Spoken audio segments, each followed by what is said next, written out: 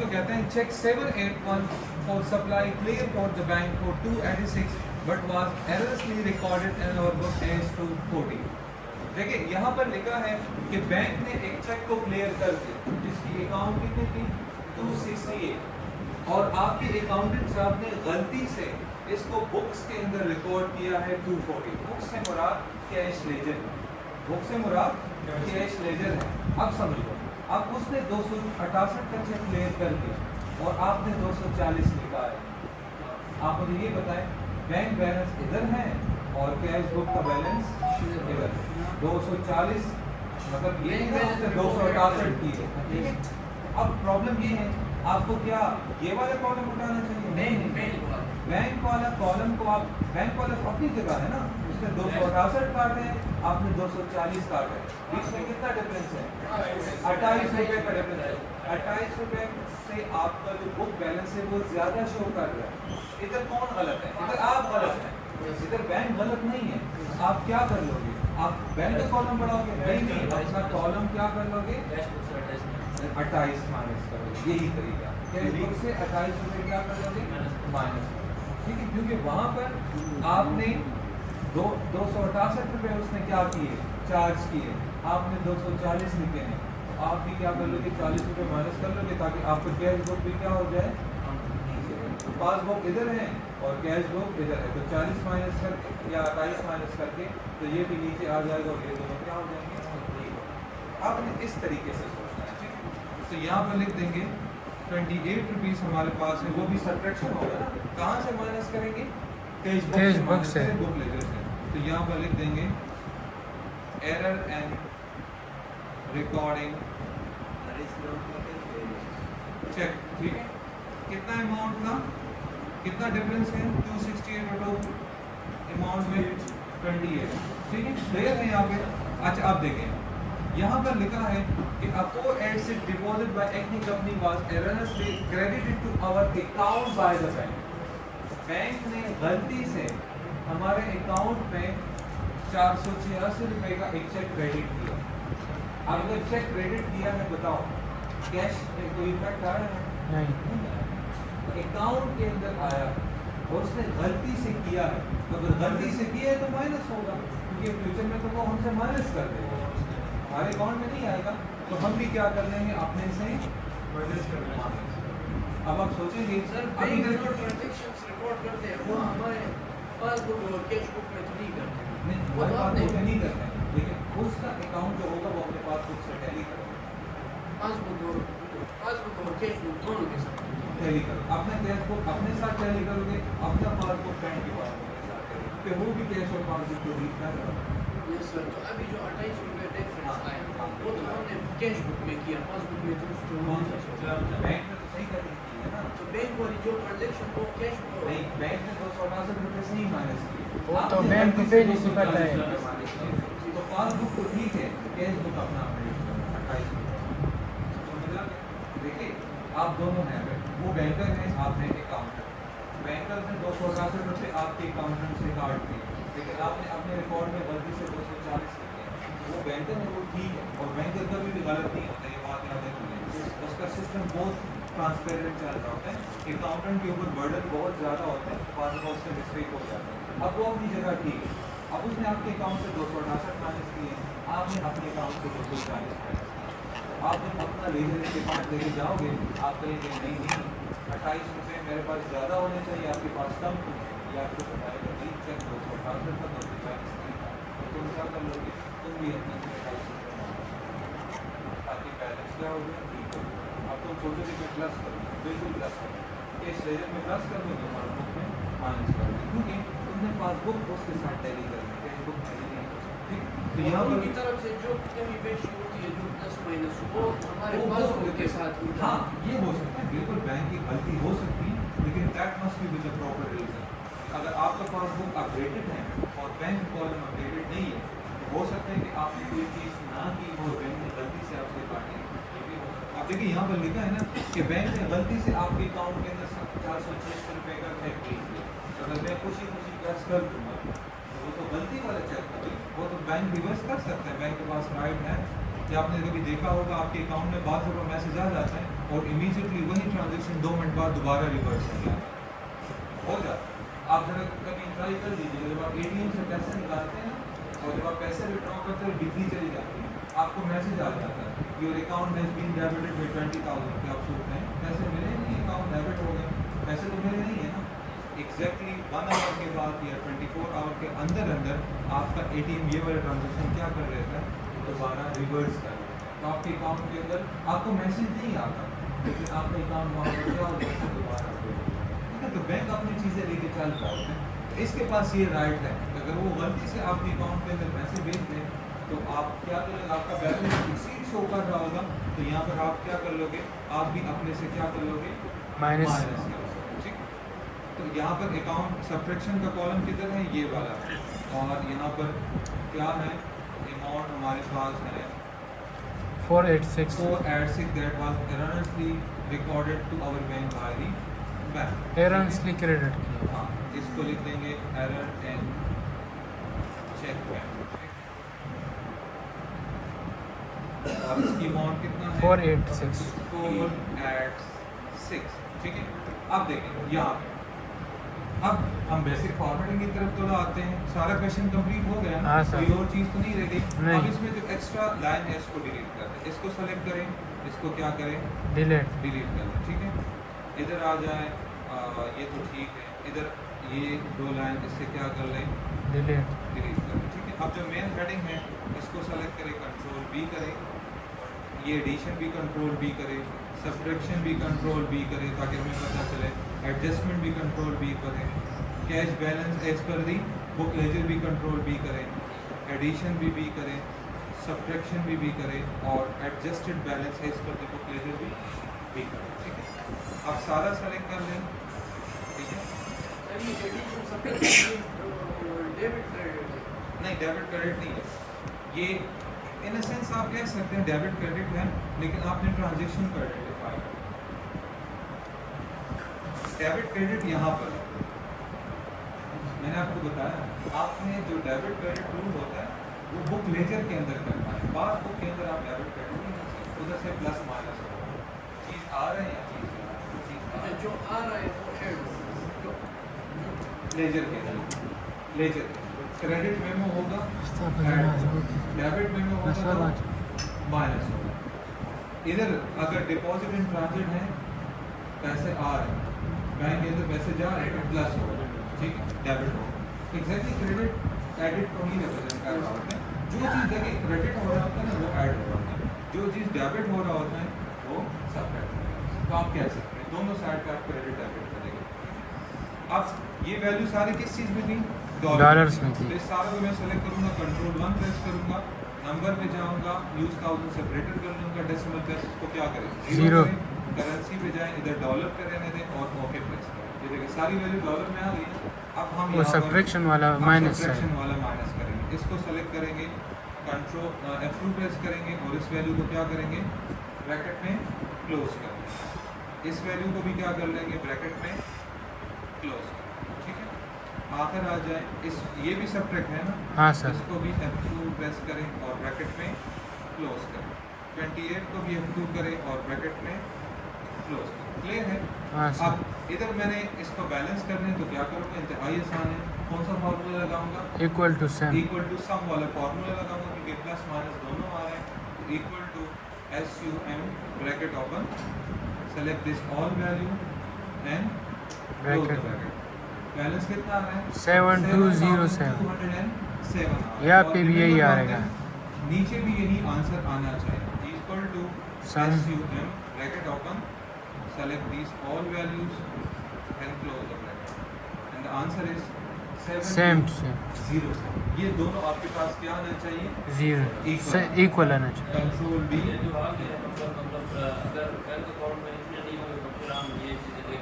देखें मैं आपको एक बात बता दूँ, हर ऑर्गेनाइजेशन महीने के एंड पे या पीरियड के एंड पे, चाहे वो वीक के एंड पे कर रहे हैं या डे के एंड पे कर रहे हैं, वो अपना बैलेंस रिकंसाइल कर रहे हैं।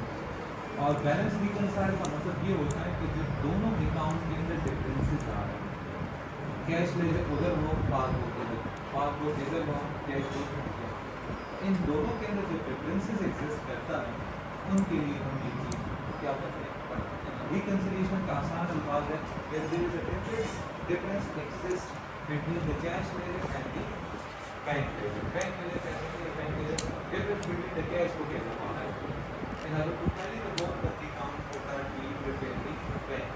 सर अगर दोनों के डिफरेंस ना हो तो फिर बनाने की सर मैंने पूछा ये है कि आप बैंक के पास कब जा सकते हैं कि हमारा जब आपका जब देखिए मैं आपको एक बात बताता हूँ, जब आपका अकाउंट टैली ना हो मतलब इक्वल ना Pass हाँ पासबुक पर, फिर आप क्या कर लोगे, अपना अकाउंट एक दफ़ा वेरीफाई। ये बात दफ़ा चीज़ें ऐसे होती हैं, देखिए मैं आपको एग्जांपल देता हूँ, आपके पास एटीएम कार्ड है ना, लेट्स सपोज करें आपने 1 जनवरी को अकाउंट ओपन किया, एग्जांपल सारे सुनिए, आपने 1 जनवरी को अकाउंट ओपन किया, बैंक वाले कहते हैं कि हर साल हम आपसे एटीएम की चार्जेस करेंगे, करते भी हैं, ठीक है। 31 दिसंबर को आपने अकाउंट चेक किया जिसमें बैलेंस था 1 लाख, ठीक है। 1 जनवरी को आपने किसी ने आप दोस्त ने आपको मैसेज किया कि यार भाई मुझे 1 लाख रुपए चाहिए, आप कहते हैं नो मैं शेयर कर लेता हूँ। आप जब 1 लाख रुपए ट्रांसफ़र कर रहे थे, आपको मैसेज आया कि आपका अकाउंट के अंदर बैलेंस नहीं है, बगैर सोचे समझे आपको मैसेज नहीं आया, आप बैंक वाले को कॉल करें कि सर मेरे अकाउंट में तो कल 1 लाख रुपए थे, अभी क्यों ट्रांसफ़र नहीं हो रहे, वो कहते हैं सर अपना बैलेंस चेक करें, आप जब बैलेंस चेक कर लेते वो 1 लाख की जगह 98,000 बन जाता, ठीक है, आपको मैसेज भी नहीं आता, ऐप पे आपको इन्फॉर्मेशन नहीं, लेकिन आपको ये नहीं पता कि 1 जनवरी को वो मुझसे डेबिट कार्ड की चार्जेस काट लो, आप बैंक चले जाते हैं। अब देखिए गलती किसकी है, आपकी भी नहीं है, बैंक की भी नहीं, बैंक अपना चार्जेस कर रहे हैं लेकिन आपको टाइमली इन्फॉर्म नहीं किया, जो कि आपको खुद करना चाहिए, क्योंकि साल चार्जेस करो। आप बैंक चले गए, आपने रिप्रेजेंटेटिव को कहा भाई मुझे बैंक स्टेटमेंट है, तो बैंक स्टेटमेंट निकाले, उसमें लिखा था ATM 2,000, आप क्या कर लेते हो, आप वापस आ जाते हैं, आप दोस्त को कॉल करते हैं, सर मेरे अकाउंट में सीखना नहीं, तो आप 2,000 और करते हैं। इस बात जब आपको पता चले कि मेरे अकाउंट में तो 1 लाख है लेकिन वो नहीं है चाह, इसको टैली करने के लिए बैंक के पास लेकिन पहले वेरिफिकेशन, और अगर लेट को सर मुझे पता है कि हाँ 15 अगस्त को तो ATM वालों ने मुझसे पैसे काटने हैं, तो मैं जब देख लेता हूँ हाँ यार 2200, 1800, 1700 रुपये साल में ATM वाले मुझसे चार्ज, इसके अलावा बेतमाशा चार्ज हो सकते हैं कि आपने कई जगह पर खाना खाया और बिल दिया, डेबिट कार्ड हम आगे कर लेते हैं, आप ऑनलाइन को टेक्निकल वजह से आपको मैसेज नहीं आया, आप लोग कहते हैं कि सर मैं कैसे बात करूँ, 1 महीना हो गया मैं घर से होगा खाना खा हो सकता है आपको उसके साथ ये हो आपको तो ये तो सेलेक्ट करें, कंट्रोल 1 प्रेस करें, अंडरलाइन ऑर्डर पे चले जाएं, इसको सेलेक्ट करें और इसमें से जो भी कलर आपको पसंद है इसको क्या कर लें, अंडरलाइन, ठीक है। अच्छा जी, यहाँ पर एक और बात याद रखें, ये क्वेश्चन तो यहाँ पे आप समझ लें कि हमारा कंप्लीट हो गया, ठीक है, लेकिन याद रख दीजिएगा एज एन अकाउंटेंट, क्योंकि मैंने आपको बता दिया कि पासबुक के साथ आपका काम नहीं है, आपका काम किस चीज़ के साथ है, बुक लेजर के साथ। तो बुक लेजर के अंदर जो चीज़ क्रेडिट मेमोरेंडम है उसको डेबिट, उसकी एंट्री भी तो पास करनी है ना, बिजनेस के अंदर पैसे आए हैं ना, तो ये क्वेश्चन ऐसा नहीं छोड़ेंगे, आप एंट्री भी पास करोगे। एंट्री कैसे पास करोगे, देखिए डेट कौन सा है, date is 31 July 2020, let's suppose करें 2025 या 20 रजिस्ट्रेशन, ठीक है। अब देखिए यहाँ पे जो चीज़ क्रेडिट मेमोरेंडा होगा उसकी भी एंट्री पास होगी, जो डेबिट मेमोरेंडा होगा उसकी भी एंट्री पास होगी। अब क्रेडिट मेमोरेंडा और डेबिट मेमोरेंडा से मुराद आपकी बुक लेजर है, कौन सा अकाउंट है, बुक लेजर लेजर है। तो यहाँ पर मैं क्या कर लूँगा, अब देखिए इंटरेस्ट रेवेन्यू आया है, तो इंटरेस्ट रेवेन्यू से मुराद क्या है, बिजनेस के अंदर पैसे आए हैं ना, 30 रुपये हमने ऐड की हैं, तो मैं क्या कर लूँगा, कैश को मैं डेबिट कर लूँगा, कितने का 30 रुपीज़, और क्रेडिट क्या करूँगा, डेबिट क्रेडिट क्या करूँगा, अगर कैश को मैं इंटरेस्ट रेवेन्यू क्रेडिट करूँगा, ठीक है, क्योंकि पैसे कहाँ से आए हैं, अब मैं अकाउंटिंग कर रहा हूँ, ठीक है, अकाउंटिंग किस चीज़ का कर रहा हूँ, बुक लेजर का कर रहा हूँ, तो इंटरेस्ट रेवेन्यू डेबिट होगा, सॉरी कैश डेबिट होगा, तो इंटरेस्ट रेवेन्यू क्या होगा, क्रेडिट होगा, तो इधर लिंक लगाए equal to this value and press enter, ठीक है, दोनों साइड पे क्या आ गया, सेम वैल्यू आ गई, ठीक है।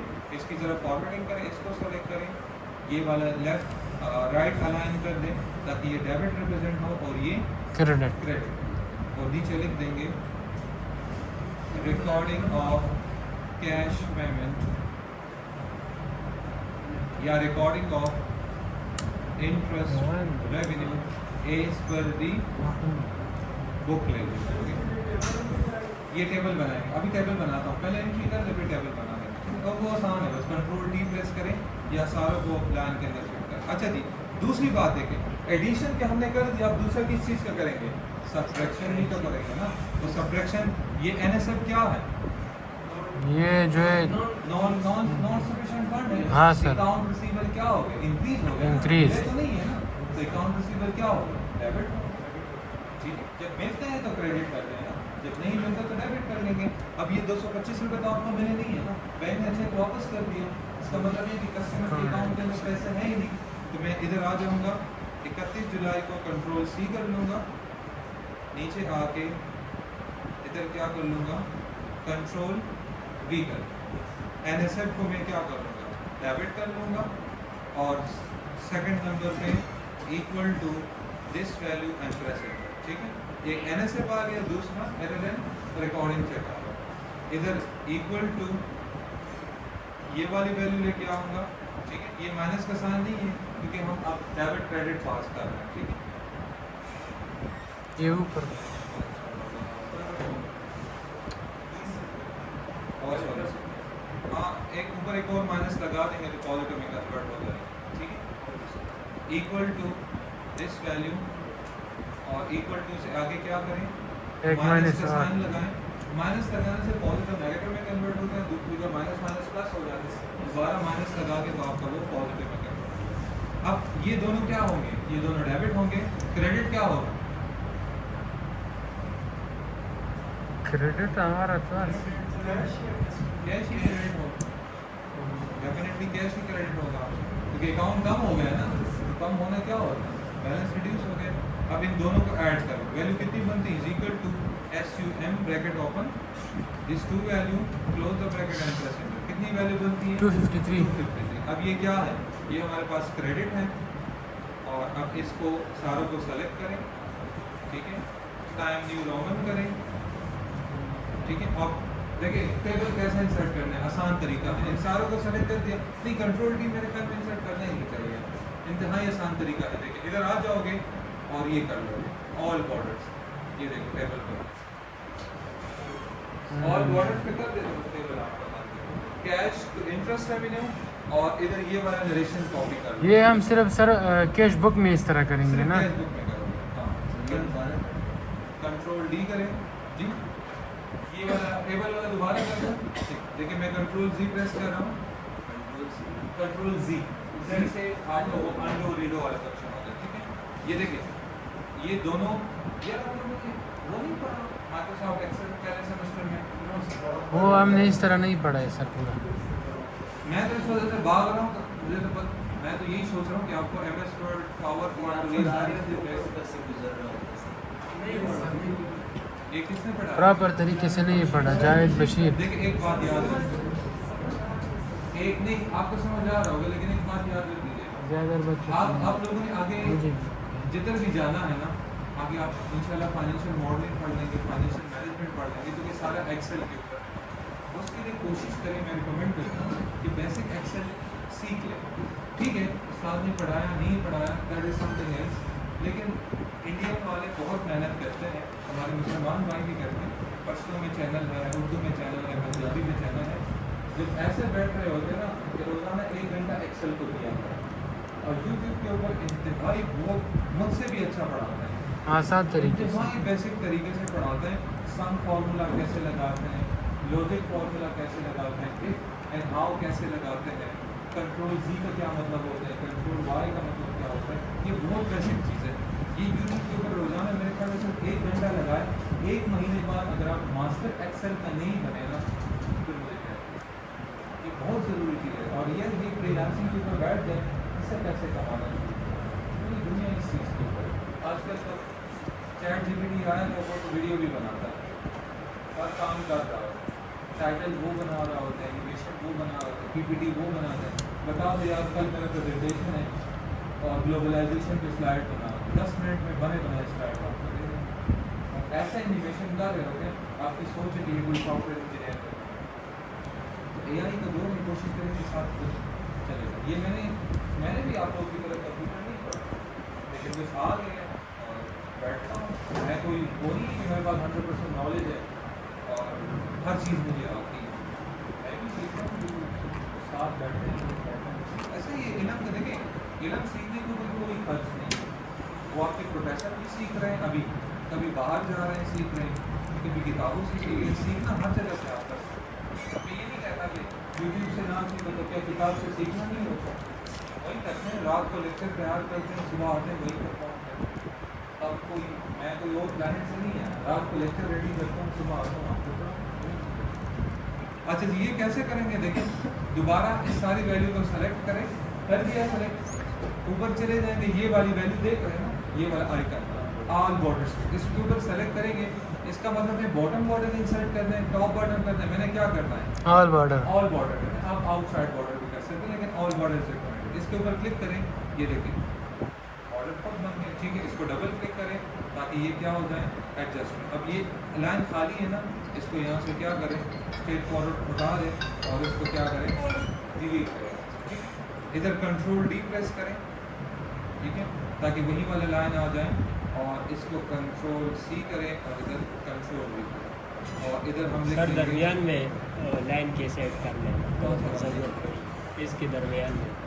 इसके दरमियान में लाइन कैसे ऐड करना है, वो लाइन इंतहाई। इधर आप कह रहे हैं, हाँ सर इस इधर- टेबल या इस देखिए वो दरमियान आसान है। जिधर आप लाइन इंसर्ट करना चाहते हैं ना, अब देखिए एक बात याद रख दीजिए, एक्सेल के अंदर जब भी आप चीज़ इंसर्ट करोगे ना, तो एक लाइन नीचे आके करोगे। अब अगर आप कहते हैं कि मैं एनएसएफ के ऊपर लाइन इंसर्ट करना चाहता हूँ, तो 25 पे प्रेस नहीं करोगे, 20 इधर कर्सर रख दोगे, ठीक है, राइट क्लिक करोगे और इंसर्ट कर लोगे। ये देखो इसको, जिस चीज़ के ऊपर आपने अब अगर आप इधर ये करें ना, इधर करें कि नहीं मैंने इधर लाइन इंसर्ट करना, इधर लाइन इंसर्ट नहीं होगा।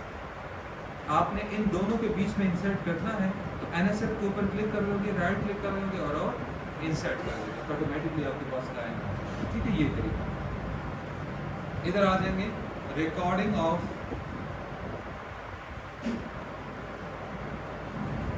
Cash payment as per the book laser, ठीक है। ये आपका हो गया। इन दोनों को दोबारा सेलेक्ट करें, ऊपर जाएं और क्या करें, ऑल बॉर्डर्स, ठीक है। इसको भी सेलेक्ट करें और रियलिटी टाइम रोमन है, अगर बोल्ड करना चाहते हैं तो इसको आप bold कर सकते हैं, ठीक है। ये आपका, ये मैं कंट्रोल एस कर रहा और आपका ये बैंक रिकन्सिलिएशन स्टेटमेंट कंप्लीट, ठीक है। That is chapter number 7। उसके अंदर ऑलरेडी और भी न्यूमेरिकल है, आप ट्राई कर सकते हैं। रूल आपके पास है, बस ये याद करना है, डिपॉजिट इन ट्रांसफर प्लस होगा, आउटस्टैंडिंग चेक माइनस होंगे, अगर गलती से हमारे अकाउंट में पैसे आए हैं तो माइनस करेंगे, इंटरेस्ट रेवेन्यू होगा वो ऐड होगा और जो बाकी चीज़ें होगी वो क्या होगी, वो माइनस होगी। Finish sir. इजी है ना।